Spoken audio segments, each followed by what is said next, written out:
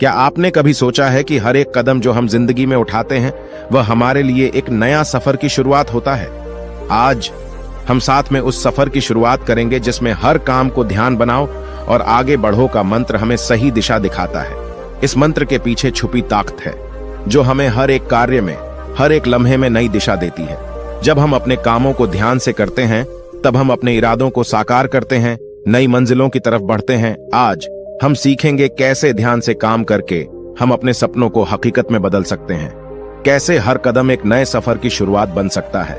तो चलिए आज हम इस मंत्र के साथ मिलकर नए सफर की शुरुआत करते हैं जिसमें हर कदम एक नई कहानी का आरंभ होगा। बहुत पहले की बात है, एक महान सम्राट अपने रोज के कामों से परेशान रहने लगता था। उसको हर काम में मन नहीं लगता था।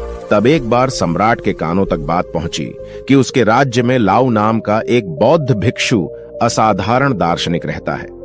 जब मंत्रियों ने बताया कि लाओ के एक एक शब्द में जीवन का सत्य छुपा है, उनके जैसा प्रबुद्ध व्यक्ति दूर दूर तक नहीं है, तब सम्राट ने सोचा कि एक बार चलकर देखते हैं कि लाओ झुंग कितना महान है।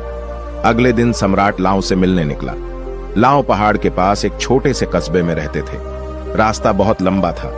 बीच रास्ते में पता किया तो लोगों ने भी लाओ की तारीफ की। सम्राट ने सोचा कि सच में कोई बुद्धिमान, पढ़ा लिखा और प्रभावशाली व्यक्ति होगा। शाम को जब सम्राट लाओजू की झोपड़ी के बाहर पहुंचा तो एक मजदूर छोटी सी बगिया में काम कर रहा था। शरीर पर मिट्टी लगी थी, पैरों में चप्पल नहीं थी। सम्राट ने पूछा, अरे बागवान महोदय, लाओजू कहां है? मैं उनसे मिलना चाहता हूं। बागवान ने कहा, श्रीमान आप अंदर बैठिए, मैं अभी लाओजू को बुलाता हूं। सम्राट अंदर बैठकर प्रतीक्षा करने लगा। थोड़ी देर में लाओजू ने झोपड़ी में आकर नमस्कार किया। सम्राट ने हैरान होकर कहा, अरे आप तो वही बागवान हैं जो बाहर थे। लाओ ने कहा, कसूर माफ करें, मैं छोटा सा काम कर रहा था। मैं ही बागवान हूं और मैं ही लाओजू हूं। आप आने का कारण बताएं। सम्राट ने कहा, मैंने सुना है कि आप जैसा असाधारण व्यक्ति राज्य में दूसरा नहीं है, तो मैं आपसे मिलने चला आया। मैं आपसे आत्मज्ञान पर उपदेश चाहता हूं, लेकिन मुझे माफ कीजिए। मैं देख रहा हूं कि आपके पास न कोई किताब है, न कोई सीधी, न कोई कला के संकेत दिखते हैं, लेकिन फिर भी आप बहुत शांत दिख रहे हैं। क्या मुझे आप अपना सीक्रेट बता सकते हैं? लाओ ने कहा, सुबह का समय ठीक रहेगा, कल सूर्योदय होने से पहले आप मुझसे मिलिए। यह कहकर लाओजू मौन हो गए। उस रात सम्राट को नींद नहीं आई। उसे कौतूहल था कि लाओ मुझे क्या बताने वाले हैं। अगले दिन सम्राट पहुंचे तो लाओजू बगीचे में खड़े थे। लाओ ने कहा, सम्राट यहां आइए और इस जग से पौधे पर धीरे धीरे पानी डालो। ऐसा करते करते इन 15 पौधों पर पानी डालना, लेकिन पानी डालते समय तुम कुछ और मत करना, न कुछ और सोचना। अपना ध्यान पानी और पौधे पर बनाए रखना। अगर कोई आए तो रुक जाना और दोबारा पहले पौधे से पानी डालना। जब तुम सारे पौधों को पानी दे दो तब मेरे पास आना। सम्राट को पहली बार इस तरह का काम मिला था। सम्राट ने बड़े ध्यान से पहले पौधे में पानी डाला, फिर दूसरे पौधे में पानी डाला, फिर तीसरे पौधे पर जा ही रहा था कि वह महल के बगीचे के बारे में सोचने लगा। सम्राट बुद्धिमान था। उसे पता था कि लाओजू की परीक्षा ले रहे हैं। अगर वह चीटिंग करेगा तो पकड़ा जाएगा। इसलिए सम्राट दोबारा पहले पौधे पर पानी डाल ले गया। इस बार वह दूसरे पौधे तक पहुंचा ही था कि पानी डालते डालते वह नदी के बारे में सोचने लगा।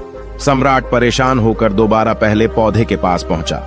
सम्राट जितनी कोशिश करता उतना व्याकुल हो जाता और खुद को किसी न किसी विचार में फंसा हुआ पाता।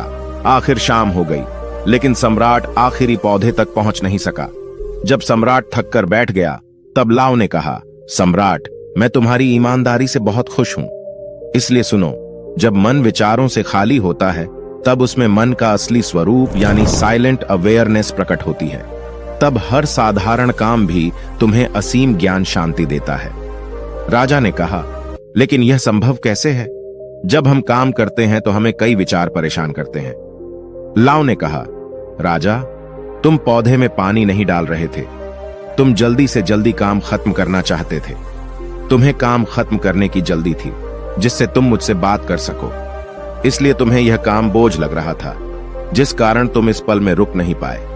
अगर तुम इस फल की कीमत समझकर केवल पौधे और पानी पर ध्यान देते तो तुम्हें कोई विचार परेशान नहीं करते। राजा ने कहा, यह सब तो मैं समझ रहा हूं, लेकिन इस पल में रहना बहुत कठिन है। क्या मुझे इसके लिए अकेले रहकर तपस्या करनी पड़ेगी? लाओ त्सु कहते हैं कि शांत मन तो पहले से ही मौजूद है। इसके लिए कहीं जंगल जाने की जरूरत नहीं है। सबसे पहले अपनी सांस पर ध्यान देना सीखो। तब आपको पता चलेगा कि शांति तो सांस के साथ ही बनी हुई है। उसके बाद काम करते करते सांस पर ध्यान बनाए रखो। आप बोलते चलते सोचते हुए भी अपनी सांस पर ध्यान दे सकते हो। जब आप ऐसा करते हो तो बिखरा हुआ मन सिमटने लगता है और एकाग्र यानी वन पॉइंटेड जाता है। वन पॉइंट माइंड से जब कोई काम किया जाता है तो उस मन में केवल वही काम रिफ्लेक्ट होता है और कोई विचार उत्पन्न नहीं होता। जब ऐसा होता है तो कर्ता और कर्म एक हो जाता है और साइलेंट अवेयरनेस जो पहले से बनी हुई थी वह प्रकट हो जाती है। तुम इसे आत्मज्ञान, आनंद, प्रेजेंट मूवमेंट, इसे जो चाहे नाम दो, यह आसानी से प्राप्त हो जाती है। लाओ जो कहते हैं, जो मन मुश्किल को रजिस्ट नहीं करता, जो मन परेशानी से भागता नहीं है, केवल सचेत रहता है, वह मन हर परेशानी को पार कर जाता है। दोस्तों, कभी काम को बोझ मानकर जल्दी जल्दी खत्म करने की कोशिश मत करो, क्योंकि इससे तनाव पैदा होता है। आप यहां नहीं बल्कि कहीं और होना चाहते हो। तनाव के कारण मन में विचार हावी होने लगते हैं, जिससे इरिटेशन होता है और काम जो प्रेजेंट मूवमेंट का दरवाजा था वह सच में बोझ लगने लगता है। इसकी जगह काम शुरू करने से पहले अपना ध्यान सांस पर ले आओ और फिर काम के दौरान भी ऐसा करो। सांस का ध्यान काम के ध्यान में